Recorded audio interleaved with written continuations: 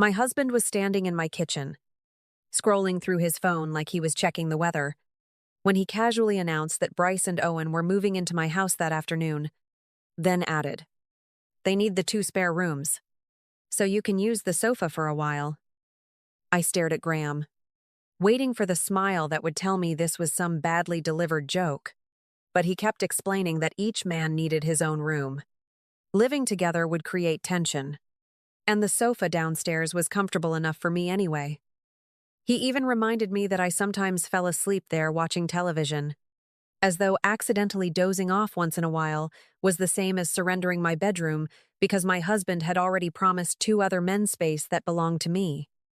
What stopped me cold was not that Graham wanted to help his friends, but that every word came out smooth and settled, like the decision had already been made somewhere I had never been invited.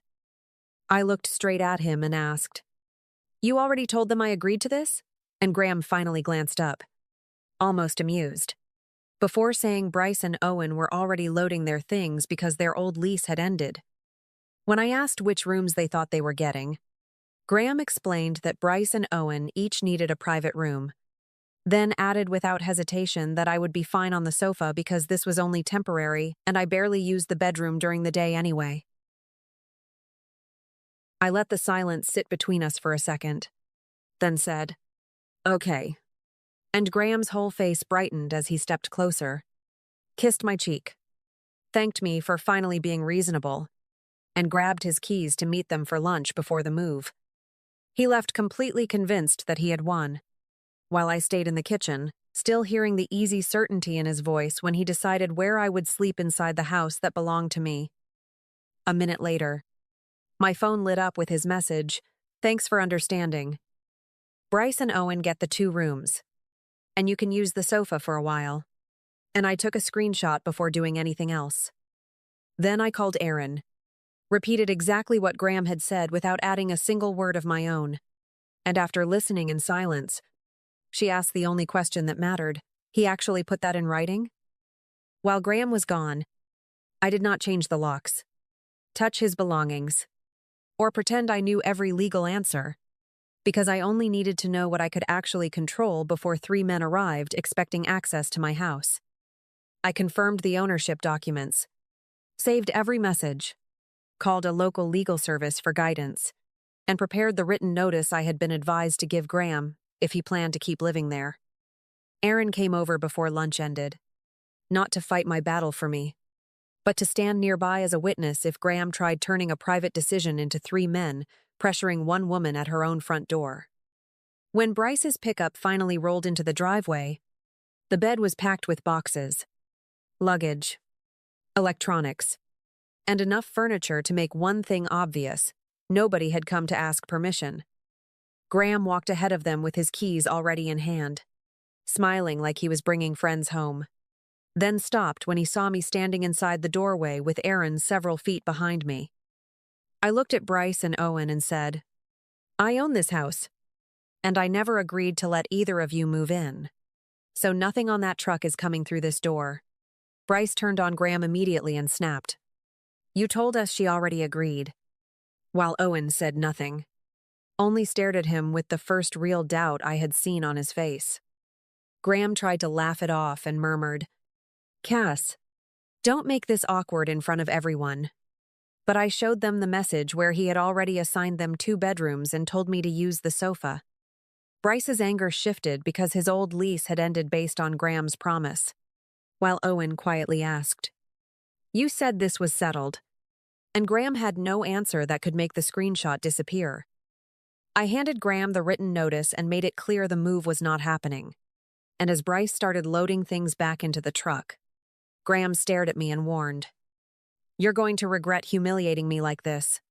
Before I asked whether he planned to stay under the notice or leave voluntarily that night, Graham came back that evening alone, carrying the kind of silence meant to make me feel guilty before he spoke, and when he set his keys on the counter, he looked around the kitchen as if the house had betrayed him too. "If you want to turn this place into a battlefield, I'll leave," he said. But I did not beg or remind him that the fight had started when he promised 2 rooms to men who had never been invited. I placed the paperwork on the table and explained that if he chose to leave voluntarily, we would list what he took, confirm he had received his belongings, and record that he returned his key. Aaron stayed near the hallway, quiet enough not to join the argument, but close enough to witness every word Graham believed would scare me into changing my mind. He laughed, called Bryce to bring the truck back, and started packing with the confidence of a man who thought leaving was pressure, because he was certain I would call before midnight. Clothes disappeared into duffel bags. Shoes scraped across the floor. And Graham kept reminding me that I hated being alone more than he hated paying rent, while I checked each room after his things were carried out and ignored the insults he tossed behind him. When he signed the paper confirming he had taken his belongings, returned his key, and left by choice, he still wore a small smile, as if the whole performance would end with me asking him to stay. Then his phone lit up on the counter, and one preview line from Mallory Keene appeared before either of us could look away. "You said you'd be with me tonight. Don't let her pull you back." Graham snatched the phone up so quickly that his chair scraped the floor, and the words came out faster. "It's not what you think." While I looked at him and answered, "I never told you what I think." He left with Bryce minutes later, taking every box and bag with him, still believing that by morning I would be the one asking him to come home. By morning, Graham had sent one message claiming he needed to come back for a few things. But I checked the signed inventory and replied that he had already confirmed taking everything personal, so he needed to name whatever he believed was missing. Less than an hour later, I heard his old key scrape against the new lock, then scrape again. Harder this time, before my phone started ringing from the porch. Graham's confusion turned into anger the moment I answered, and he demanded, "Did you seriously change the locks?" As though he had forgotten packing every bag, returning his key, and signing his name beneath the words "voluntary departure." I reminded him exactly what he had done, but he insisted he had only left because he was angry and that I knew he never meant to give up the house. I stayed behind the locked door and answered, "Yesterday, you decided I belonged on the sofa. Today, you don't live here." For several seconds, Graham said nothing. Then his voice softened so quickly, it almost sounded rehearsed, as he claimed Mallory was only a friend and asked me to open the door so we could talk like husband and wife. I had never asked about Mallory, so hearing him volunteer her name told me more than any denial could. But before I could respond, Bryce and Owen pulled up and joined him on the porch without a single box in sight. Bryce started recording while Graham insisted he had lived there for 3 years and could enter whenever he wanted. But I answered through the doorbell that he had taken his belongings, returned his key, and signed that he was leaving voluntarily. Owen looked at Graham and asked, "You actually signed that?" But Graham ignored him, blamed me for making all 3 of them look insane, and let Bryce keep filming while stepping farther onto the property after I told them to leave. When Bryce refused and kept recording, I called the police, who reviewed the documents, heard both sides, and told all 3 men to leave, while Bryce's own video had already captured Graham admitting the truth he was trying to deny. After the video spread, Bryce posted a clipped version that made it look as though I had thrown 3 men onto the street. While Owen shared it and Graham claimed I had used the house to punish him, Mallory joined in with a story, never naming me but writing that using property to control someone you love is still control, and everyone who knew us understood who she meant. I did not write a long defense, because whenever someone asked what happened, I sent the same 2 screenshots, Graham assigning Bryce and Owen the bedrooms, and Graham telling me to use the sofa. One of those screenshots reached Mallory, and her first message came in defensive. "Graham told me you knew about us for months and only threw him out when you realized he was leaving." I answered, "I learned your name when his phone lit up while he was packing," and the silence that followed told me her story was starting to crack. When Mallory finally replied, she stopped defending Graham and started asking specific questions about the house, the 2 men, and when he had left, so I sent the evidence without asking her to take my side. She admitted she knew Graham still lived with his wife, which meant she was not innocent. But he had told her our marriage existed only on paper, that I already knew about them, and that the house was practically his. Then she sent me a message Graham had written to her, saying I was too passive to challenge serious change, that Bryce and Owen moving in would balance the house, and that I always gave in because I hated disappointing people. What landed hardest was that he had described my patience as something he could plan around, using it to promise my rooms to his friends and his future to another woman. Mallory ended with, I believed him because part of me wanted to, and that part is on me. Then said she would ask Graham one question. Why had he told her I knew everything when I had never heard her name before the night he left?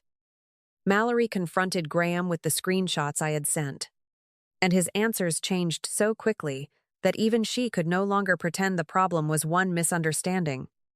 First, he claimed I had altered the messages, then insisted I had known about their relationship all along, and finally said the exact timing did not matter because our marriage had already been over in his mind.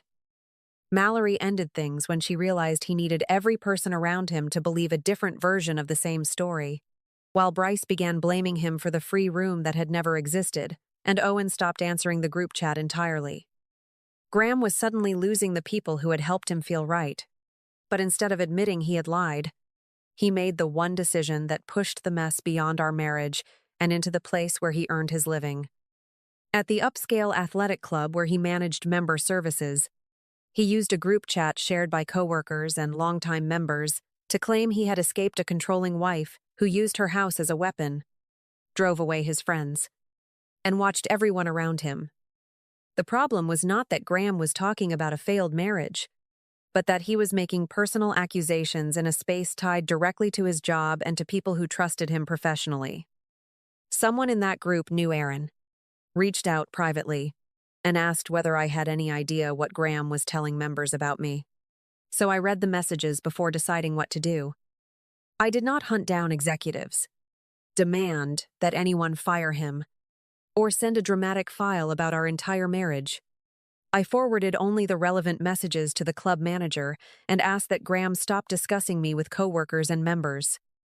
That same week, Mallory deleted the story she had posted about me and replaced it with a short correction, saying her earlier comments had been based on information that was not accurate, while Bryce began removing posts after the full porch video circulated among mutual friends.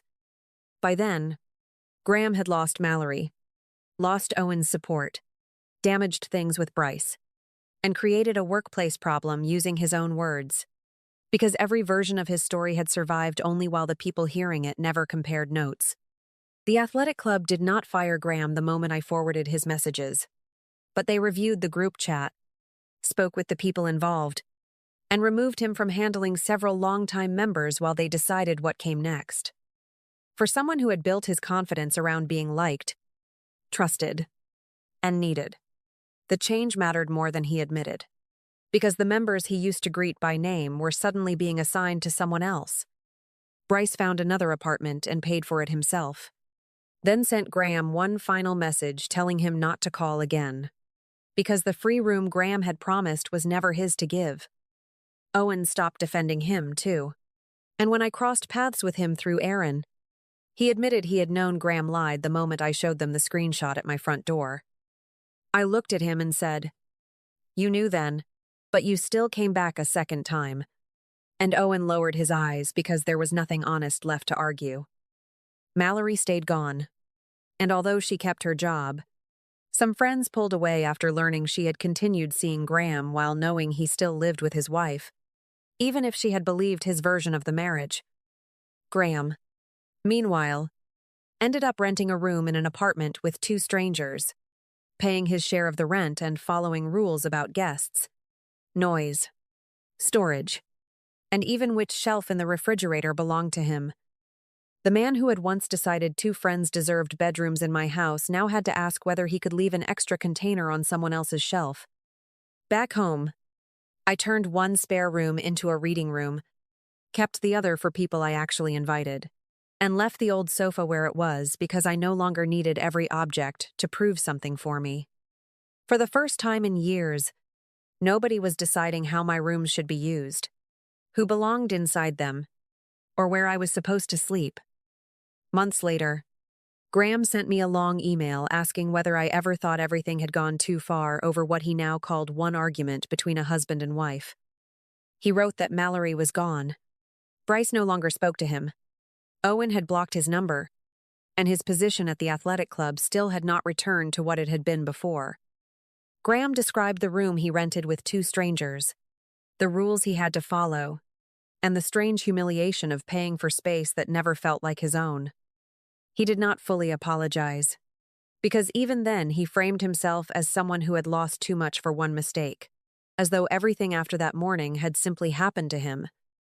I read the email once, then opened the first screenshot I had saved, the one where my husband calmly wrote that Bryce and Owen would take the bedrooms while I used the sofa. I looked at the other evidence too, including the message where Graham described me to Mallory as too passive to resist serious change, and the document confirming that he had taken his belongings, returned his key, and left voluntarily. Every consequence had something real in front of it, so I did not need to explain his life back to him or list everything he had lost. I answered with one sentence.